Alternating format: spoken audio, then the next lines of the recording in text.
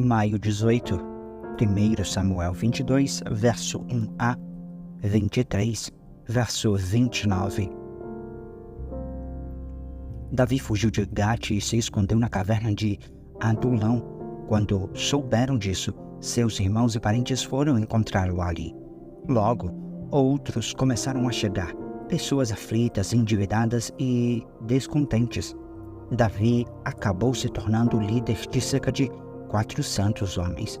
Mais tarde, Davi foi a Mispá, em Moabe, e pediu ao rei: "Por favor, permita que meu pai e minha mãe morem aqui até que eu saiba o que Deus fará comigo."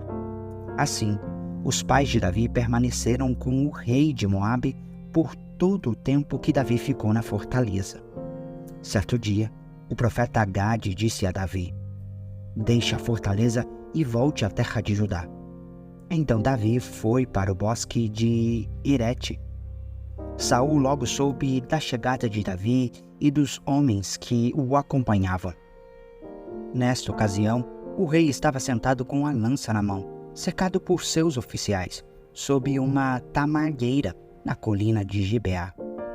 Quando ouviu a notícia, Saul gritou a seus oficiais: "Escutem, homens de Benjamim, por acaso aquele filho de Jessé prometeu campos e videiras a todos vocês? Prometeu torná-los generais e capitães do seu exército? Foi por isso que conspiraram contra mim? Pois nenhum de vocês me informou quando meu filho assumiu um compromisso solene com o filho de Jessé. Não tiveram pena de mim. Sim, meu próprio filho instigando Davi a me matar, como ele procura fazer hoje mesmo." Então Doeg, o edomita, que estava ali com os oficiais de Saul, disse: "Quando estava em Nob, vi o filho de Jessé falar com o sacerdote Aimeleque, filho de Aitube. Aimeleque consultou o Senhor em favor dele. Depois deu-lhe alimento e a espada de Golias, o filisteu." Então o rei Saul mandou chamar Aimeleque e toda a sua família, que serviam como sacerdotes em Nob, e todos vieram até o rei. Quando chegaram, Saul gritou: "Escute, filho de Aitube." "Sim, meu senhor," respondeu Aimeleque. "Por que você e o filho de Jessé conspiraram contra mim?" perguntou Saul. "Por que você lhe deu alimento e uma espada? Por que consultou Deus em favor dele? Por que o instigou a me matar como ele procurava fazer hoje mesmo?" Aimeleque respondeu: "Ó rei, não existe entre todos os seus servos alguém tão fiel quanto Davi, seu genro. Ele é capitão de sua guarda pessoal e membro mais honrado de sua casa. Com certeza, essa não foi a primeira vez que consultei a Deus em favor dele. Que o rei não me acuse nesta ocasião, nem a minha família, pois eu não sabia de conspiração alguma contra o Senhor." O rei, porém, disse: "Certamente você será morto, junto com toda a família de seu pai." Então, ordenou a sua guarda pessoal: "Matem esses sacerdotes do Senhor, pois eles são aliados de Davi e conspiraram com ele. Sabiam que ele estava fugindo de mim, mas não me avisaram." Contudo, os homens de Saul se recusaram a matar os sacerdotes do Senhor. Então, o rei disse a Doeg: "Mate-os você." E naquele dia, Doeg, o edomita, os atacou e ao todo matou 85 sacerdotes, ainda vestidos com suas túnicas sacerdotais de linho. Depois foi a Nob, a cidade dos sacerdotes, e matou as famílias deles, homens, mulheres, crianças e recém-nascidos, além de todo gado, jumento e ovelhas. Somente Abiatar, um dos filhos de Aimeleque, filho de Aitube, escapou e fugiu para juntar-se a Davi. Quando contou a Davi que Saul havia matado os sacerdotes do Senhor, Davi exclamou: "Eu sabia, quando vi Doeg, o edomita, naquele dia, sabia que ele contaria a Saul. Agora sou responsável pela morte de toda a família de seu pai. Fica aqui comigo e não tenha medo." Eu o protegerei, pois a mesma pessoa quer matar nós dois. Comigo, você estará seguro. Um dia, Davi recebeu a notícia de que os filisteus estavam atacando a cidade de Keila e roubando cereais das eiras. Davi perguntou ao Senhor: devo ir a atacá-los? E o Senhor lhe respondeu: sim, vá, lute contra os filisteus e liberte Keila. Contudo, os homens de Davi disseram: estamos com medo mesmo aqui, em Judá. Imagine como seria em Keila para lutar contra os exércitos dos filisteus. Davi consultou o Senhor novamente e mais uma vez o Senhor respondeu: vá a Keila, pois eu entregarei os filisteus em suas mãos. Então Davi e seus homens foram a Keila, massacraram os filisteus, tomaram todos os seus rebanhos e libertaram o povo daquela cidade. Quando Abiatar, filho de Aimeleque, fugiu para juntar-se a Davi em Keila, trouxe consigo o colete sacerdotal. Saul soube que Davi estava em Keila. Agora ele não tem como escapar de nós, exclamou. Deus o entregou em minhas mãos, pois ele se enfiou numa cidade com portões e trancas. Saul reuniu todo o seu exército para marchar até Keila e cercar Davi e seus homens. Contudo, Davi soube do plano de Saul e pediu a Abiatar, o sacerdote: traga o colete sacerdotal. Então Davi orou: ó Senhor, Deus de Israel, ouvi que Saul planeja vir e destruir Keila porque estou aqui.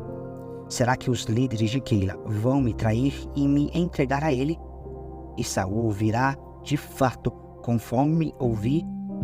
Ó Senhor, Deus de Israel, por favor, responde-me. E o Senhor respondeu: ele virá. Mais uma vez, Davi perguntou: os líderes de Keila entregarão a mim e aos meus homens a Saul? E o Senhor respondeu: sim, entregarão. Então Davi e seus homens, que agora eram cerca de 600, partiram de Keila e começaram a andar sem rumo por aquela região. Quando Saul foi informado de que Davi tinha escapado, desistiu de ir a Keila. Davi permaneceu nas fortalezas do deserto e na região montanhosa de Zif. Saul o perseguia continuamente, mas Deus não permitiu que o encontrasse. Então, perto de Oressa, Davi recebeu a notícia de que Saul estava a caminho do deserto de Zif para procurá-lo e matá-lo. Jonatas, o filho de Saul, foi encontrar Davi e o animou a permanecer firme em Deus. Não tenha medo, disse Jonatas. Meu pai jamais o encontrará. Você será o rei de Israel, e eu serei o segundo no comando, como meu pai, Saul, sabe muito bem. Então os dois renovaram seu compromisso solene diante do Senhor. Depois, Jonatas voltou para casa enquanto Davi ficou em Oressa. Os habitantes de Zif, porém, foram até Saul em Gibeá e disseram: sabemos onde Davi está escondido. Está nas fortalezas de Oressa, na colina de Aquilá, no sul de Gessimã. Desça quando estiver preparado, ó rei, e nós acompanharemos Davi e o entregaremos em suas mãos. Que o Senhor os abençoe, disse Saul. Finalmente, alguém se preocupou comigo. Vão e verifiquem onde ele está e quem o viu ali, pois dizem que ele é muito astuto. Descubram o esconderijo dele e voltem quando tiverem certeza. Então, irei com vocês. E, se ele estiver naquela região, eu o encontrarei, mesmo que precise procurar por todo o canto de Judá. Os homens de Zif voltaram para a casa à frente de Saul. Enquanto isso, Davi e seus homens foram para o deserto de Maom, no vale de Arabá, ao sul de Gessimã. Quando Davi soube que Saul e seus homens o procuravam, foi ainda mais para o interior do deserto, até a grande rocha, e permaneceu no deserto de Maom. Saul, porém, continuou a persegui-lo naquela região. Saul e Davi agora estavam em lados opostos de uma montanha, e Davi fugiu apressadamente de Saul. No mesmo instante que Saul e seus homens cercaram Davi e seus homens para prendê-los, chegou uma mensagem urgente para o rei, informando que os filisteus estavam atacando Israel outra vez. Então Saul deixou de perseguir Davi e voltou para lutar contra os filisteus. A partir dessa ocasião, o lugar onde Davi estava acampado passou a ser chamado de Selá Amalecote. Depois, Davi saiu dali e foi viver nas fortalezas da região de En-Gedi. João 10, versos 1 a 21. Eu lhes digo a verdade, quem entra no curral das ovelhas às escondidas, por sobre a cerca, em vez de passar pela porta, é certamente ladrão e assaltante. Mas quem entra pela porta é o pastor das ovelhas. O porteiro lhe abre a porta e as ovelhas reconhecem sua voz e se aproximam. Ele chama suas ovelhas pelo nome e as conduz para fora. Depois de reuni-las, vai adiante delas e elas o seguem, porque conhecem sua voz. Nunca seguirão um desconhecido, antes fugirão dele, pois não reconhecem sua voz. Os que ouviram Jesus usar essa ilustração não entenderam o que ele quis dizer. Por isso, ele a explicou. Eu lhes digo a verdade, eu sou a porta das ovelhas. Todos que vierem antes de mim eram ladrões e assaltantes, mas as ovelhas não os ouviram. Sim, eu sou a porta. Quem entrar por mim será salvo. Entrará e sairá e encontrará pasto. O ladrão vem para roubar, matar e destruir. Eu vim para lhes dar vida, uma vida plena, que satisfaz. Eu sou o bom pastor. Conheço minhas ovelhas e elas me conhecem, assim como meu Pai me conhece e eu o conheço, e eu sacrifico minha vida pelas ovelhas. Tenho outras ovelhas que não estão nesse curral. Devo trazê-las também. Elas ouvirão minha voz, e haverá um só rebanho e um só pastor. O Pai me ama, pois sacrifico minha vida para tomá-la de volta. Ninguém a tira de mim, mas eu mesmo a dou. Tenho autoridade para entregá-la e também para tomá-la de volta, pois foi isso que meu Pai ordenou. Quando Jesus disse essas coisas, as opiniões dos judeus a respeito dele se dividiram outra vez. Alguns diziam: ele está possuído por demônio e está louco. Por que ouvi-lo? Outros diziam: ele não fala como alguém que está possuído por demônio. Pode um demônio abrir os olhos dos cegos?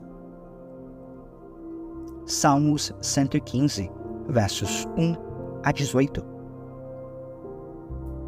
Não a nós, Senhor, não a nós, mas ao teu nome seja toda a glória, por teu amor e por tua fidelidade, porque as nações dizem: onde está o Deus deles? Nosso Deus está nos céus e faz tudo como deseja. Seus ídolos não passam de objetos de prata e ouro, formados por mãos humanas. Têm boca, mas não falam, olhos, mas não veem, têm ouvidos, mas não ouvem, nariz, mas não respiram. Têm mãos, mas não apalpam, pés, mas não andam, garganta, mas não emitem som. Aqueles que fazem ídolos e neles confiam são exatamente iguais a eles. Ó Israel, confie no Senhor, Ele é seu auxílio e seu escudo. Ó sacerdotes, descendentes de Arão, confiem no Senhor, Ele é seu auxílio e seu escudo. Todos vocês que temem o Senhor, confiem nele, Ele é seu auxílio e seu escudo. O Senhor se lembra de nós e nos abençoará. Sim, abençoará o povo de Israel e os sacerdotes, descendentes de Arão. Abençoará os que temem o Senhor, tanto os grandes como os pequenos. Que o Senhor multiplique bênçãos para vocês e seus filhos. Sejam abençoados pelo Senhor, que fez os céus e a terra. Os céus pertencem ao Senhor, mas Ele deu a terra à humanidade. Os mortos não cantam louvores ao Senhor, pois desceram ao silêncio da sepultura. Nós, porém, louvaremos o Senhor agora e para sempre. Louvado seja o Senhor. Provérbios 15, versos 18 e 19.